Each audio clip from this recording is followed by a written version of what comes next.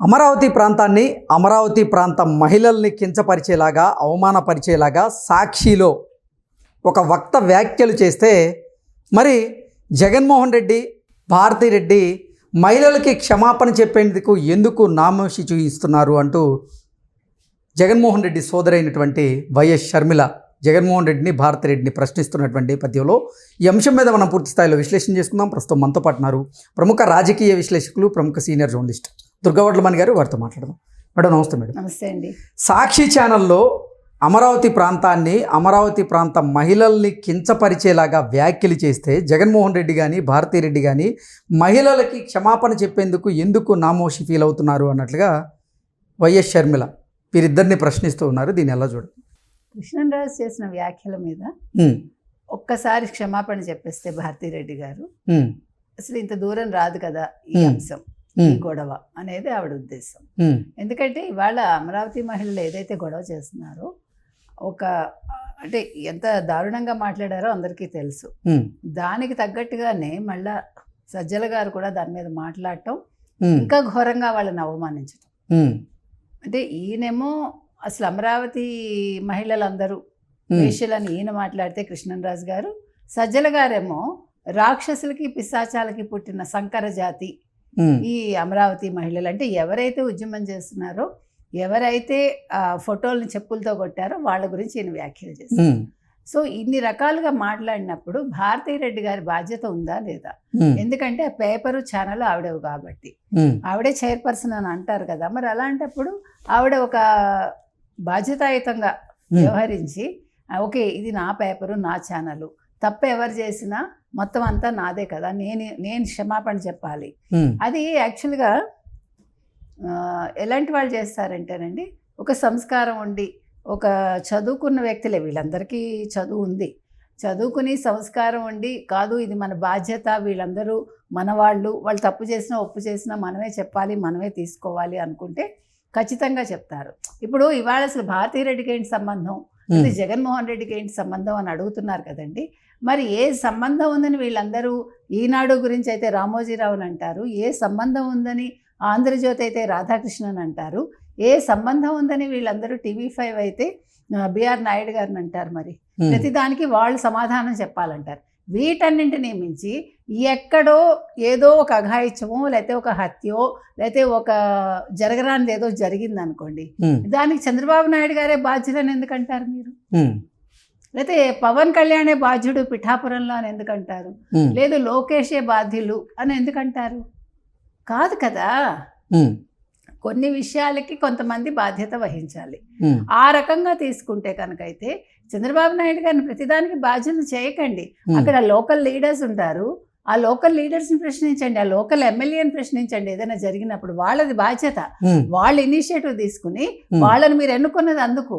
అదే విధంగా ఇవాళ మీరు ఒక రాధాకృష్ణది బాధ్యత అన్నప్పుడు, ఒక రామోజీరావుది బాధ్యత అన్నప్పుడు, ఒక బిఆర్ నాయుడు గారిది బాధ్యత అన్నప్పుడు భారతిరెడ్డి గారిది కూడా బాధ్యతే. అందులో ఇది చిన్న విషయం కాదు.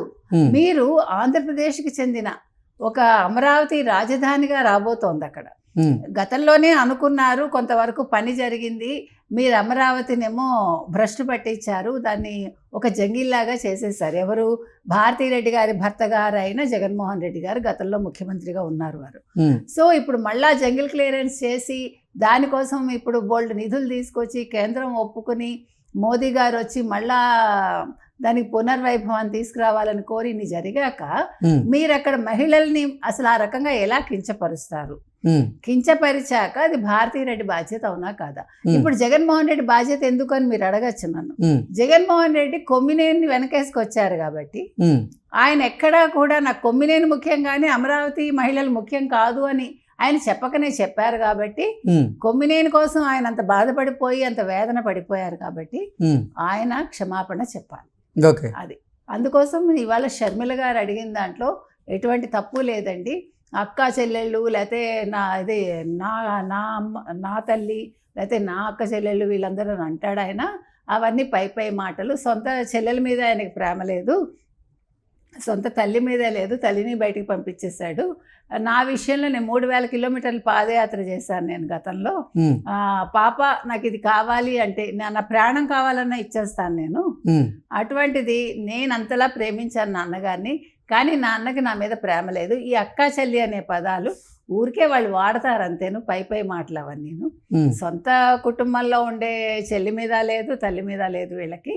కాబట్టి ఇవాళ వీళ్ళిద్దరూ వచ్చి క్షమాపణ చెప్తే వచ్చిన నష్టం ఏంటి, వాళ్ళకి ఏం పోయేదేం లేదు, అంత నామోషి ఎందుకు అని వాళ్ళు షర్మిల అడగడం జరిగిందండి. షర్మిల గారు చాలా ఖచ్చితంగా మాట్లాడుతున్నారు.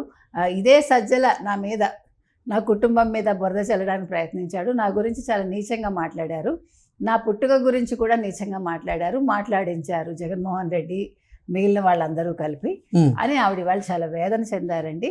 ఎందుకంటే ఒక మహిళని మీరు ఏదైనా పడుతుంది కానీ తన క్యారెక్టర్ గురించి మాట్లాడితే భరించలేదు, తప్పు కూడా. ఇప్పుడు ఒక మొగాడిని ఎవడైనా అంటాడా, నువ్వు ఇంతమందితో తిరిగావు లేకపోతే నువ్వు 2 పెళ్ళిళ్ళు చేసుకున్నావు అని అంటే వాడు ఊరుకుంటాడా? అంటే నువ్వు చెడ్డవాడివి అంటే మొగాడు ఊరుకుంటాడా? మొగాడిని అయితే వాడికి చెల్లుతుంది అంటారు మీరు. అంటే సొసైటీని మాట్లాడేది. మరి ఆడదానికి కూడా చెల్లుతుంది అనే రోజులు రావాలి. ఎందుకంటే తప్పొప్పులు మనం ఎవరో నిర్ణయిస్తామండి, అయినా అసలు తప్పు కదా అలాగా.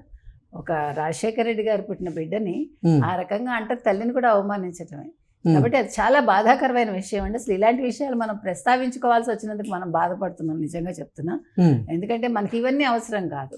ఇక్కడ అవసరం ఏంటంటే రాష్ట్ర మహిళలు, ఆంధ్రప్రదేశ్ రాష్ట్ర మహిళలు ముఖ్యంగా వాళ్ళకి క్షమాపణ చెప్పాల్సిన బాధ్యత భారతీరెడ్డి గారి మీద, జగన్మోహన్ రెడ్డి గారి మీద ఉంది. కాబట్టి అది కూడా షర్మిల గారు ఆవిడ బయటకు వచ్చి మాట్లాడటం అనేది చాలా అంటే ఆహ్వానించాలి మనం ఇవన్నీ కూడా. అంటే కొమ్మినేని శ్రీనివాసరావు గారి అరెస్ట్ని ఖండిస్తూ జగన్మోహన్ రెడ్డి గారు ఎక్స్లో ఒక పోస్ట్ పెట్టడం జరిగింది, కానీ ఆ పోస్ట్లో ఎక్కడ నిజంగా సాక్షి ఛానల్లో ప్రసారం అయ్యేటువంటి ఆ డిబేట్లో కృష్ణరాజు గారు చేసినటువంటి వ్యాఖ్యలు అయితే ఉన్నాయో వాటిని ఖండిస్తూ ఆయన ప్రస్తావించినటువంటి దాఖలాలు లేవు. దాని మీద కూడా కొంతమంది మహిళలు అయితే పెద్ద ఎత్తున వైసీపీ అధినేత జగన్మోహన్ రెడ్డి మీద మండిపడుతూ ఉన్నారు. దాన్ని ఎలా చూడాలంటారు? అదే కదా, ఇప్పుడు కొమ్మినేని ఖండించలేదు ఒక రకంగా. కొమ్మినేని ఏమన్నారు, మీరు ఎలా మాట్లాడుతున్నారు, మిమ్మల్ని ఏమైనా అంటారేమో లేకపోతే మీ మీద చర్యలు ఉంటాయేమో అన్నట్టు నవ్వాడు. అంతే తప్ప ఖండించి ఇది వద్దు, ఇది మీరు చేయకూడదు, మీరు మాట్లాడకూడదు, ఇక్కడితో ఆపేయండి కృష్ణరాజు, ఇది పద్ధతి కాదు, మీరు మహిళల్ని కించపరుస్తున్నారు అని అనలే. ఇప్పుడు లక్ష్మీపార్వతి గారి విషయంలో ఖండించి అంత రెచ్చిపోయి బీపీ వచ్చేసి ఆయనకి నువ్వు మహిళల్ని కించపరుస్తావా ఇవన్నీ మాట్లాడిన పెద్ద మనిషి ఎవరు, కొమ్మినేని. అటువంటి కొమ్మినేని అరెస్ట్ చేస్తే అసలు క్షమాపణే చెప్పలే కొమ్మినేని. క్షమాపణ చెప్పుకునేది ఎవరికి, మనం ఎన్నిసార్లు ఆ వీడియో చూసినా నాకైతే వినిపించలేదు, కనిపించలేదు. జగన్మోహన్ రెడ్డి గారికి చెప్పుకున్నారు, ముఖ్యంగా భారతీ రెడ్డి గారికి చెప్పుకున్నారు. 2 రోజులు 2 వీడియోల్లోనూ అదే చేశారు. ఈవెన్ అతను ఎవరు కృష్ణరాజు కూడా 2 రోజులు క్షమాపణ వాళ్ళకే చెప్పుకున్నాడు. ఒకసారి క్షమాపణ మరి మహిళలకు చెప్పాడా నాకు గుర్తులేదు, అమరావతి మహిళలకి.